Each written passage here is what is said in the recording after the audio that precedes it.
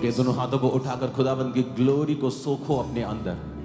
मैंने आपसे कहा था कि खुदाबंद ने कहा है मेरी पत्नी को कि वो प्रचार करे, और तू खुदाबंद की ग्लोरी में, खुदाबंद की महिमा में उनको लेके जा मेरे लोगों को, ताकि आप सोख सके परमेश्वर की प्रेजेंस को। ये वेस्ट करने का समय नहीं है, ये समय अपनी चंगाई के बारे में सोचने का भी नहीं है, ये समय खुदाबंद को पाने का है। अपने दोनों हाथों को उठाकर पवित्र आत्मा को बोलने का है कि पवित्र आत्मा आप मेरे अंदर आए, अपनी प्रेजेंस से मुझे भरे और अपनी सामर्थ से मुझे भरे।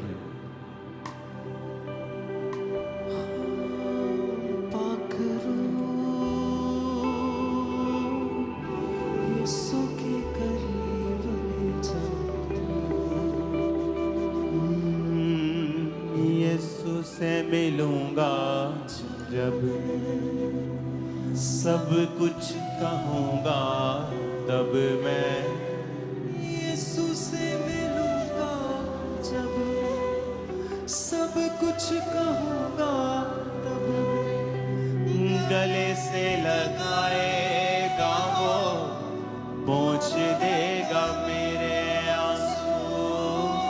गले से लगाएगा वो, पोंछ देगा मेरे आंसू।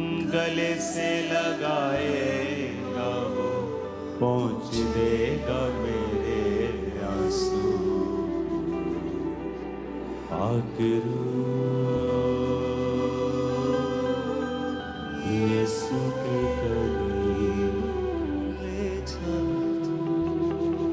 भजन संहिता 16 उसकी 1 आयत में लिखा है, हे ईश्वर मेरी रक्षा कर, क्योंकि मैं तेरे ही शरणागत हूं।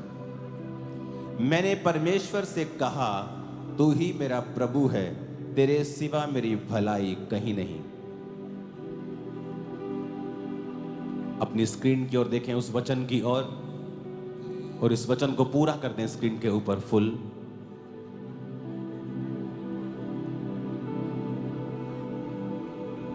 मैंने परमेश्वर से कहा, बोलो मैंने परमेश्वर से कहा, तू ही मेरा प्रभु है, तेरे सिवा मेरी भलाई कहीं नहीं। हे ईश्वर मेरी रक्षा कर, क्योंकि मैं तेरा ही शरणागत हूं। मैं तेरे ही शरणागत हूं।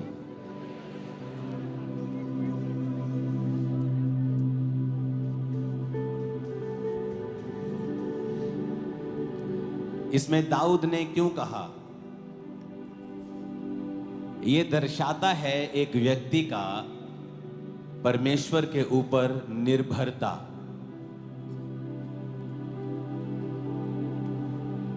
राजा होने के बावजूद, उससे बाद या उससे पहले भी, जब आप परमेश्वर को अपनी निर्भरता दिखाते हैं कि परमेश्वर, जब एक समझ आ जाती है कि परमेश्वर तेरे सिवाय मेरी भलाई और कहीं नहीं, क्योंकि आपकी लाइफ में कई बार आप अपने रिश्तेदारों के ऊपर आस रखते हैं कि एक दिन ये मेरे जीवन में ऐसा करेगा, और परमेश्वर देखता है कि आपने अपनी आस जो है एक मनुष्य के ऊपर लगाई है, और वो आस परमेश्वर बार बार टूटने देता है और आपको, ताकि अपने करीब लेके आ सके।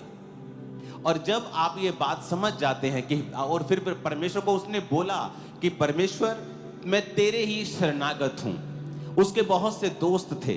राजे का बेटा योनातन उसका मित्र था, ऐसा मित्र जो उसके लिए अपने प्राण दे सकता था, जिसने अपनी राजगद्दी त्याग दी थी और कहा था कि ये तेरी है, जबकि वो कोई मोहल्ले की प्रधानगी नहीं त्यागता किसी के लिए, एक देश की प्रधानगी त्याग दी थी। वो उनसे प्रेम करता था, लेकिन फिर भी दाऊद की जो आस थी कि परमेश्वर मैं तेरे शरणागत हूं, मैं तेरे अंडर हूं, मैं तेरे पास आया हूं, और उसको मालूम था कि तेरे सिवाय मेरी भलाई और कहीं नहीं है। जब आप इस बात को समझ जाएंगे कि मेरी परमेश्वर जो भलाई है वो तेरे सिवा कहीं नहीं है, आप अपने रिश्तेदारों से प्रेम करेंगे, हाँ करेंगे, आप लोगों से प्रेम करेंगे, आप लोगों के ऊपर आस नहीं रखेंगे। जब दाऊद ने कहा परमेश्वर मेरे सिवा, तेरे सिवा मेरी भलाई और कहीं नहीं है, प्लीज हटा दो इसको जो उड़ा रहे हो तो। उसने कहा अब तीसरी आयत को पढ़ो। उसने कहा पृथ्वी पर जो पवित्र लोग हैं वो ही आदर के योग्य हैं, उन्हीं से मैं प्रसन्न रहता हूं। अब दाऊद सच्चाइयां बयान कर रहा है कि जो पृथ्वी पर पवित्र लोग हैं वो आदर के योग्य हैं। यानी वो पहली बात कर रहा है कि परमेश्वर मैं तेरे शरणागत हूं, मेरी आस तेरे ऊपर है, मैंने अपना समर्पण तुझे किया है, तू ही मेरा परमेश्वर है। फिर वो कह रहा है कि जो पवित्र लोग हैं, यानी फिर उसके बाद वो कह रहा है कि अपने जीवन को पवित्रताई में बिताओ, क्योंकि जो पवित्रताई में नहीं है वो आदर में नहीं आएगा। अगर आप चाहते हो आपका पति आपका आदर करे, आपकी पत्नी आपका आदर करे, लोग आपका आदर करें, परमेश्वर सबसे बेहतर आपका आदर करे, तो दाऊद ने एक सीक्रेट दिया। उसने कहा जो पृथ्वी पर पवित्र लोग हैं वो ही आदर के योग्य हैं। कई बार लोगों के पास बहुत पैसा होता है और वो जब लोगों के सामने जाते हैं लोग सलाम ठोकते हैं, लेकिन जैसे ही वो वहां से जाते कहते चल भाग जाए यहां से, चोर एक नंबर का। लेकिन जब परमेश्वर आपको पवित्रता के कारण ऊंचा करता है, लोग आपके मुंह पर भी आपका आदर करते हैं और पीठ पीछे आपका ज्यादा आदर करते हैं। तो दाऊद ने कहा 4 आयत में, जो पराये देवता के पीछे भागते हैं उनका दुख बढ़ जाएगा, मैं उनके लहू वाले अर्ध नहीं चढ़ाऊंगा, मैं उनका नाम अपने होठों से नहीं लूंगा। कहता मैं नाम भी नहीं लूंगा, मैं अपने परमेश्वर की स्तुति करूंगा। 5 आयत में लिखा, यहोवा मेरा भाग और मेरे कटोरे का हिस्सा है, मेरे भाग को तू स्थिर रखता है। कहता तू मेरा भाग है परमेश्वर, मेरा हिस्सा तू है। फिर कहता मेरे भाग को तू स्थिर रखता है। एक बाप के 2 बेटे हैं तो हर एक बेटे का एक भाग आता है प्रॉपर्टी का, लेकिन कई बार जो आपका भाग होता है, आपका हिस्सा होता है, इस दुनिया में आपको नहीं मिलता है। लेडीज कंप्लेंट करती हैं, मैं सुंदर हूं, मैं बहुत ही चालाक हूं, मैं बड़ी अच्छी हूं, लेकिन मुझे ऐसा पति नहीं मिला। आदमी कंप्लेंट करते हैं, मैं सब कुछ वेल सेटल्ड हूं, लेकिन मुझे अच्छी पत्नी नहीं मिली, मेरे बच्चे अच्छे नहीं।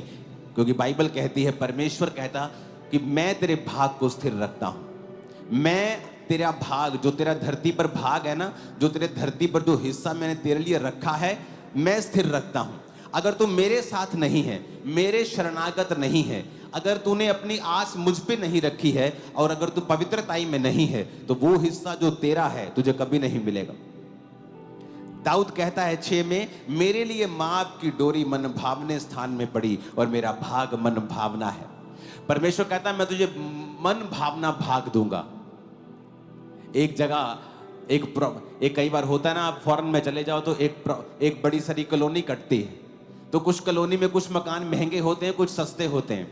जो पानी के नजदीक होता है, किसी कम्युनिटी के नजदीक होता है, किसी जिम के नजदीक होता है, मार्केट के नजदीक बड़ा होता है, वो महंगा होता है। दाऊद कहता है कि जो मेरे मापने की डोरी है, कहता वो ऐसे स्थान में पड़ी जो मन भावना है। यानी तू उसी जगह पे रहते हुए, उसी स्टेट में रहते हुए, उसी मोहल्ले में रहते हुए, उसी शहर में रहते हुए, पर जो तेरा हिस्सा होगा वो सबसे अलग होगा और सबसे बड़ा होगा और सबसे बेहतर होगा।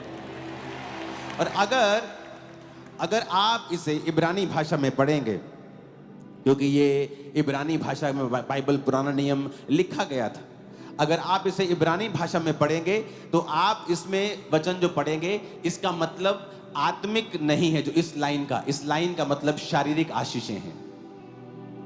कई बार वो आत्मिक आशीषों का जिक्र करता है, कई बार वो शारीरिक आशीषों का जिक्र करता है, क्योंकि परमेश्वर ने अब्राहम को दोनों आशीषें देने का वायदा किया था कि मैं तुझे आसमान की, मैं तुझे आत्मिक और शारीरिक दोनों आशीषें दूंगा।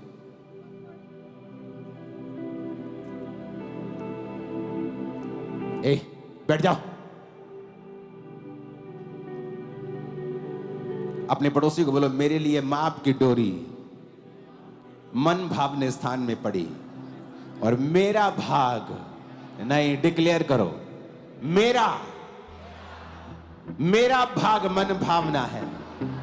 नहीं ये मजा नहीं आया, डिक्लेयर करो इसे जरा। आमीन। कहता मेरा भाग मन भावना है। सेम जगह, सेम मोहल्ला, सेम नगर, सेम स्टेट, पर कहता जो मेरा भाग है वो मन भावना है। ये परमेश्वर के लोगों का हिस्सा है। किनका?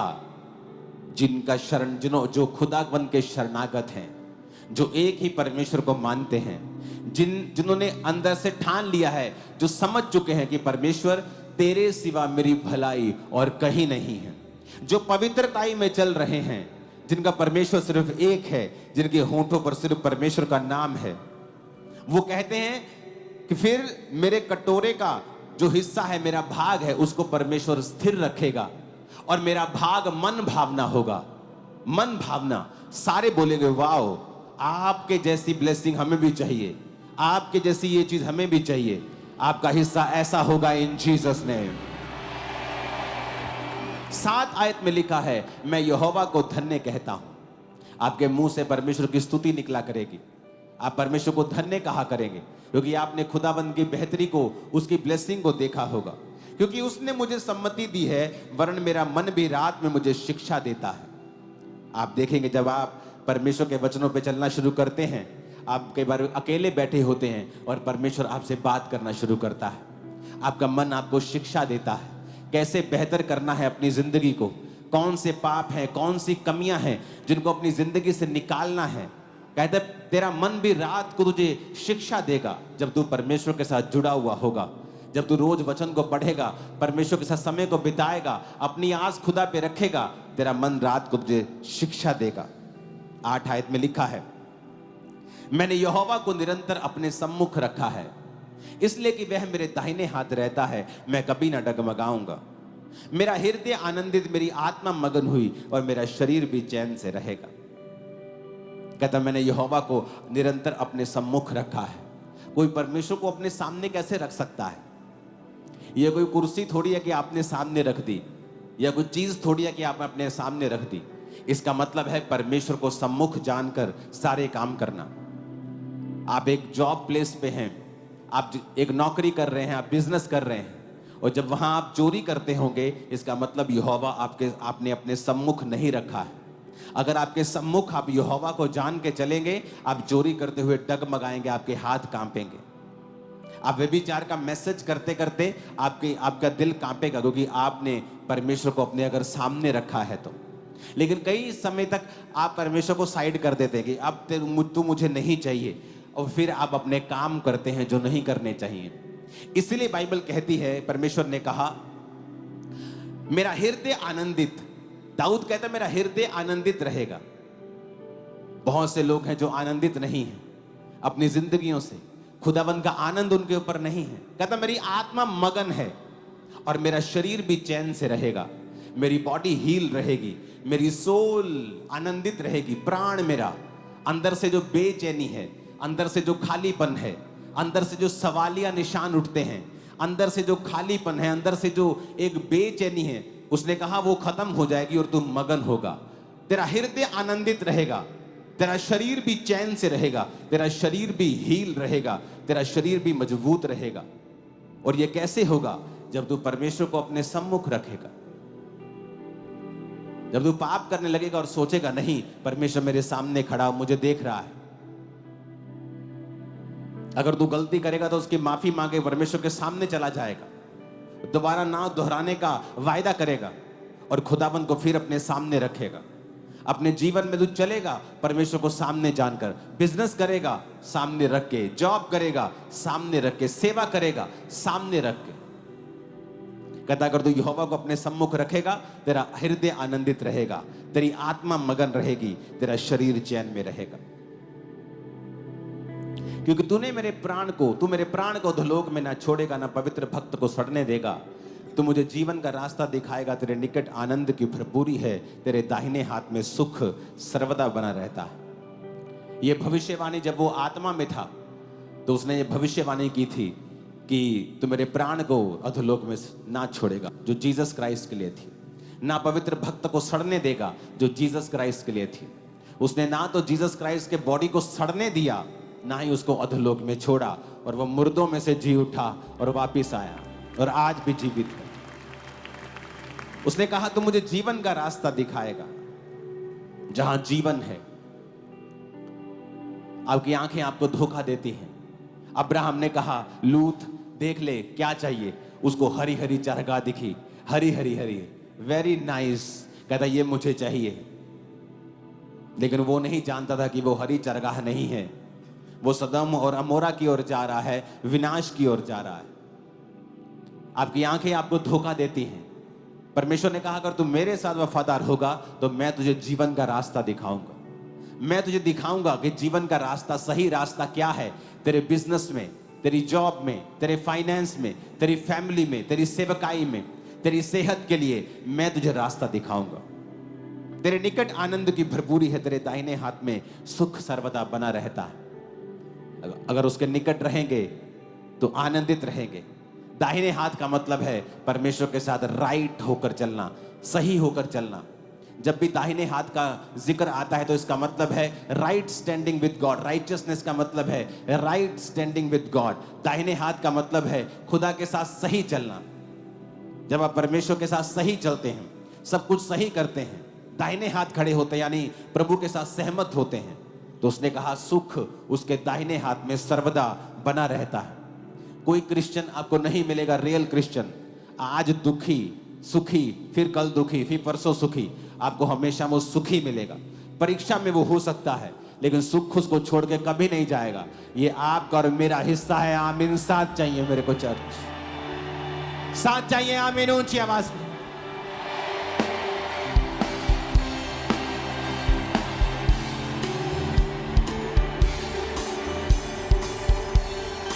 Hallelujah, hallelujah.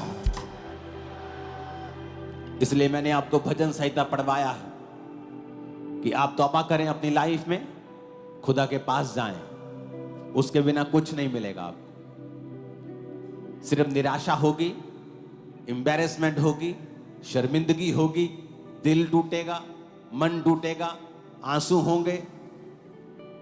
लेकिन अगर आप परमेश्वर के साथ जुड़े रहेंगे तो लिखा तुम्हारा मन भी रात को तुझे शिक्षा देगा।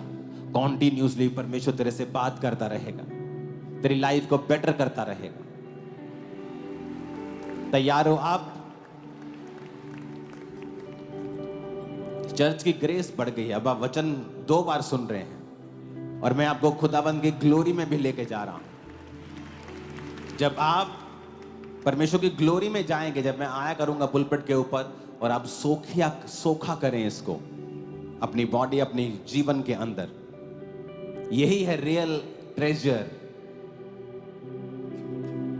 आपको इसकी वैल्यू शायद बाद में मालूम हो, लेकिन जब ये आपकी लाइफ के अंदर एक बार आ जाएगा,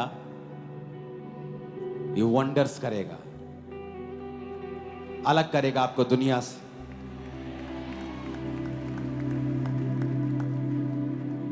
अपने हाथों को उठाओ,